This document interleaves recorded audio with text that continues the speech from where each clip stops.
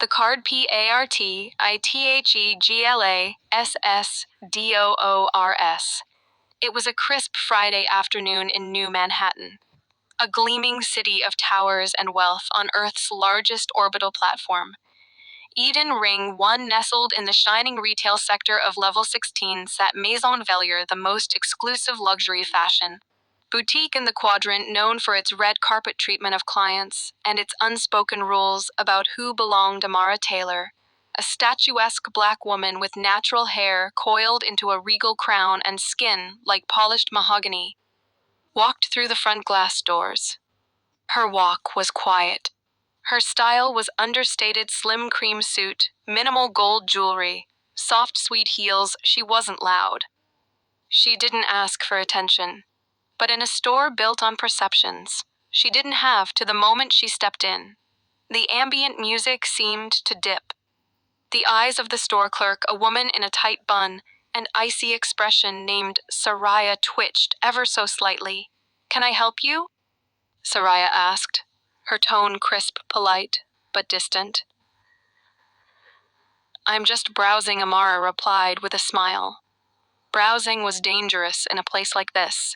It meant you were either rich enough to not care about prices or pretending to be. Soraya trailed Amara like a shadow, watching her glance over silk outerwear and crystal-threaded evening dresses. Another clerk murmured, "She's not our usual type."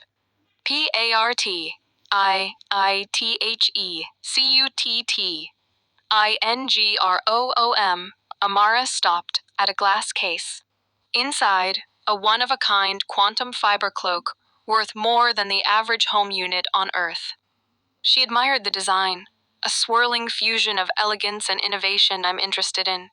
"Trying this," Amara said. Soraya's brow furrowed. "That item is very delicate. Only handled with gloves. And it's a collector's piece, I understand." Amara replied, "I'd still like to try it." The clerk gave a strained smile one moment instead of retrieving the item. She turned to the manager's console and began typing something, discreetly triggering a discrepancy. Alert, a subtle code often used when staff suspected a shopper wasn't a serious buyer. The store's discreet security AI began tracking Amara's movements more closely. Silent surveillance drones activated from the ceiling. Saria said. "Returning this piece might be out of range for most customers. We can start with some of our ready-to-wear collection first." "I asked for that piece," Amara said, her tone still calm. Then she reached into her jacket. PARTIITHECARD. Out came a card, not a credit card. Not a metal Amex. It was black, thin, and lined with a shimmering code. Only a few in the system would recognize the sovereign card, issued only by Orbital Equity Bank to holders, with unrestricted access to interstellar markets and net worths exceeding 500 million credits. Only 27 people in the world had one. Soraya stared at it like it was a weapon.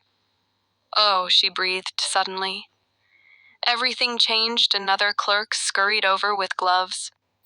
Saria nearly tripped over herself, reaching for the display key. The security AI deactivated its tracking. Music resumed. "No need for all that now," Amara said. "I've changed my mind." Soraya blinked. "Pardon." Amara slowly placed the card back into her jacket. "I don't buy from places where I have to prove I can." Soraya paled. "Miss Taylor, I didn't mean you did. And you meant it the moment I walked in.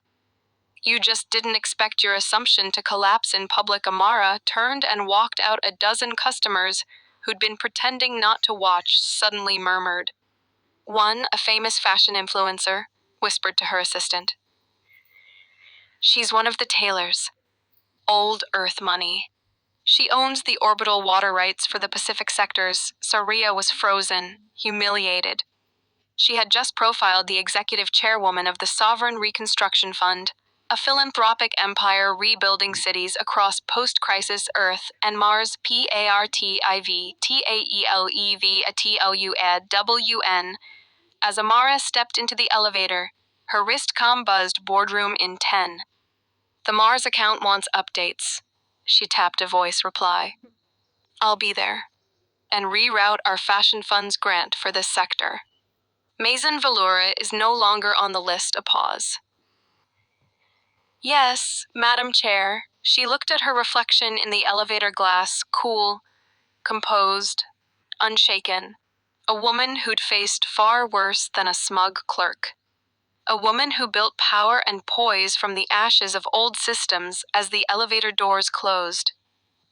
A girl in a school uniform standing nearby looked up at Amara with wide eyes. Miss, are you famous? Amara smiled. No, darling.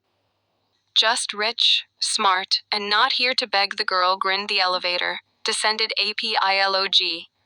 UETHEWINDOW that night.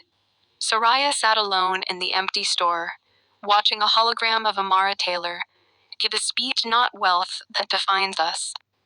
It is what we do when others believe we have none. The lights dimmed. Her career likely over, but outside the boutique window, a new poster was going up. Maison Velour. Now open to all walks of elegance, and walking past it, hand in hand with her daughter, was Amara,